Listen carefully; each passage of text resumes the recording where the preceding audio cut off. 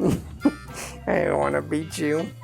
Yeah, you do. You want to try this, little buddy? Cheers. Welcome, everybody. How are you today? Good. So, take 83. Welcome back to another episode of Monday Oddities, and we're going to try one of my favorites. Gin? A gin. I My like wife gin. introduced me to gin. I wasn't really a big gin fan.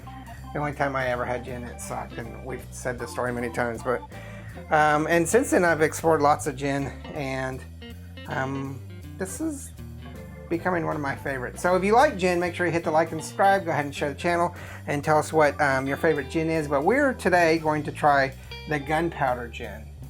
And this specific brand, Gunpowder, my oldest brother, not you, suggested. This is probably his favorite. And I remember we were in a different state not too long ago, and he was really fretting because he couldn't get it in his local area. And so I did lots of research and found a place that was pretty close to where we were. We were in a different state than where he lives. And I think he was super excited when he got some. And then, of course, I had to pick up some, and it's really quite good. So this is Gunpowder Gin from the Gunpowder Distillery. It's an Irish gin. So it's not a London Dry gin or anything like that. It's an Irish gin.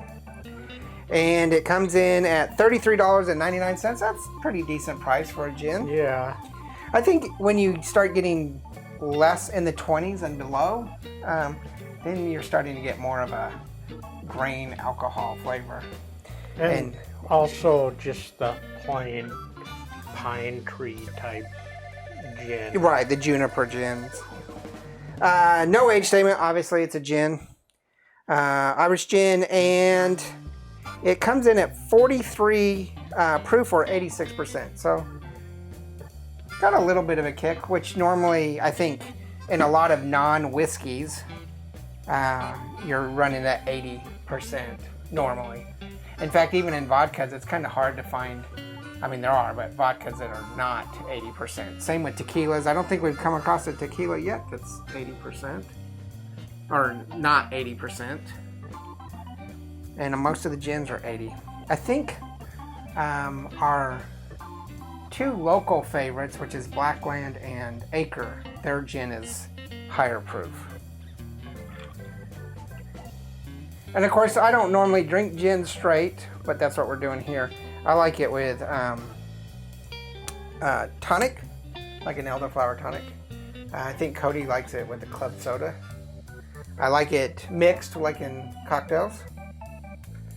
I like gin, like with a martini, a dirty martini. Which is? It's just gin. Stirred, not shaken, with olive juice. Olive juice? Okay. That's what a dirty martini. I thought a dirty one was with the little onion shallot. No. It's just with the juice? Yeah. Okay.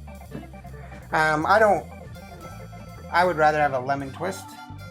I'm not a big olive fan or a lemon fan, so I choose not to have. In fact, I don't even think we have any cocktail olives. We might. Okay, so let's go ahead and look at this Irish gin for 34 bucks. It's very kind of sweet, citrusy sweet on the palate. And if you smelled this, you'd know it was a gin. Oh, right easy. away. In fact, one of our studio audience, I handed it to him and said it was tequila to see what his reaction would be in it. Because he would have just downed it if it was real tequila. Kind of smells like a juice. Yeah, it's got that juniper. And I think the difference between this and a normal London Dry is the London Dry is more juniper and less sweet on the nose. Less citrusy. Oh, this has got a definite citrusy taste to it. Mm-hmm. Definite botanicals.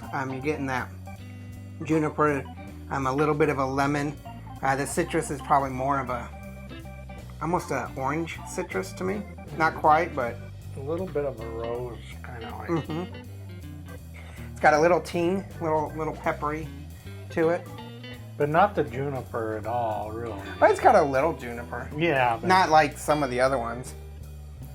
We did our own kind of make your own gin kit with vodka, and you had the different botanicals and junipers and stuff. And I think we may have overdid it on one of them.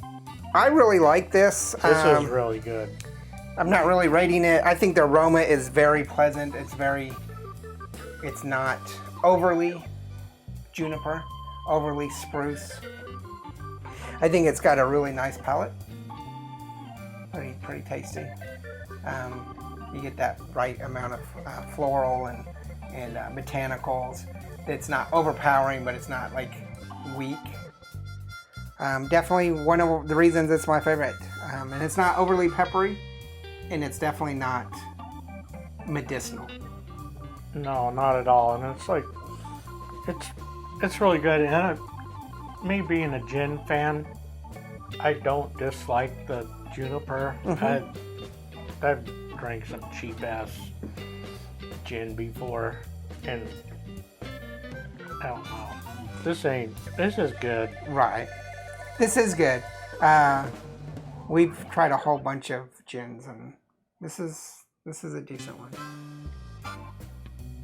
I would say. You would say thumbs up. So this is definitely, give it a try. Go out and I mean, if you see it on the shelf, it's kind of a really cool bottle, by the way. Yeah, cool bottle. It's like, but you can't find this locally. No, you can. Our older brother couldn't where he lives. At the time, I think he can now. And this is different than an American craft gin or a London dry gin or a London gin. It's an Irish gin. So there's going to be those subtle differences. So if you're looking for gin, you know, you want to pick up a variety of it, because they're all going to take and make a difference in your drink, whether it's a Long Island or some other cocktail, or it's just a martini or straight. I actually could drink this straight. Gin kind of gives me a little rock in the gut there, but no, I'd do a martini with this one. Yep. All right. Tell us what you think about gunpowder gin. Any of your favorite gins. Let us know what we should try next. Remember, hit the like and subscribe. Check out Instagram, Facebook, Twitter, and merchandise. And I hope you all had a great weekend. So cheers. Laters. And you.